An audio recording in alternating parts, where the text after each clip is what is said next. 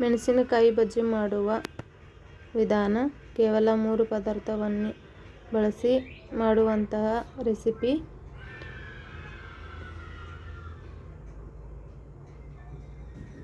ಅಜವಾನ, ಸ್ವಲ್ಪ soda, 1 cup ಕಡಲೆ ಹಿಟ್ಟು, ಆಮೇಲೆ ರುಚಿಗೆ ತಕ್ಕಷ್ಟು ಉಪ್ಪು.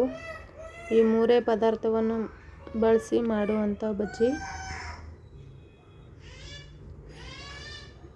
ಒಂದು ಪಾತ್ರೆಯಲ್ಲಿ ಕಡಲೆ ಹಿಟ್ಟು, ಸೋಡಾ, ಉಪ್ಪು, ಅಜವಾನ ಈ 3 ಹಾಕಿ ಸ್ವಲ್ಪ ನೀರನ್ನು ಹಾಕಿ ಕಲಸಿಕೊಳ್ಳೋಣ. ಹಿಟ್ಟು ಅದಕ್ಕೆ ಇರಲಿ. ಇದನ್ನು ಅರ್ಧ ಗಂಟೆ ನೆನೆಯಲು ಬಿಡೋಣ. ಅರ್ಧ ಗಂಟೆ ಅಥವಾ 1 ಗಂಟೆ ನೆನೆಸಿದಷ್ಟು ಬಜ್ಜಿ ಉಬ್ಬಿ ಬರುತ್ತೆ. ಇದೇ ಟಿಪ್ಸು. ನಂತರ ಒಂದು ಕಡಾಯಿಯಲ್ಲಿ ಎಣ್ಣೆ ಬಿಸಿಯಾಗಲು ಇಡೋಣ.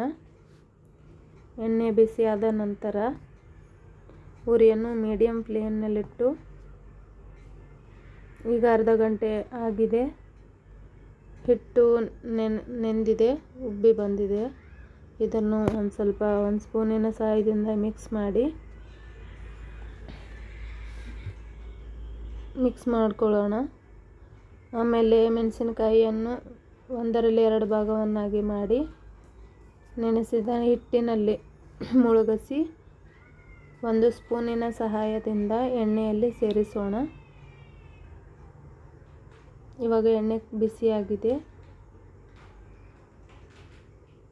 1 ಸ್ಪೂನಿನ ಸಹಾಯದಿಂದ ಬಜ್ಜಿಯನ್ನು ಎಣ್ಣೆಯಲ್ಲಿ ಸೇರಿಸೋಣ.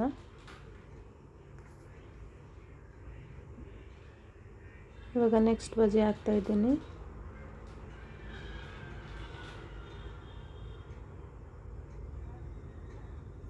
ಬಜ್ಜಿ ಉಬ್ಬಿ ಬರ್ತಾ ಇದೆ ನೋಡಿ.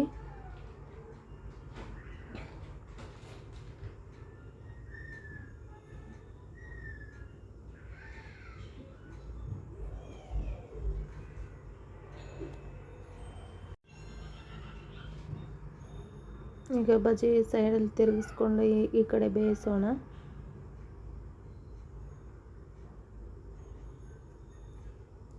ನಂತರ ಸ್ವಲ್ಪ ಕೆಂಪು ಬಣ್ಣ ಬರುವವರೆಗೂ ಎಣ್ಣೆಯಲ್ಲಿ ಕರಿಯೋಣ.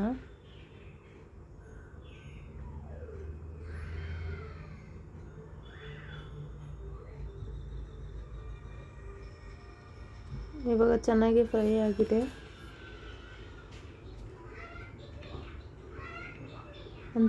ಒಂದು ಪ್ಲೇಟ್ನಲ್ಲಿ ತೆಗೆದುಕೊಳ್ಳೋಣ. ಈಗ ಮೆಣಸಿನಕಾಯಿ ಬಜ್ಜಿ ಸವಿಯಲು ರೆಡಿ. ಗರಿ ಗರಿಯಾಗಿದೆ.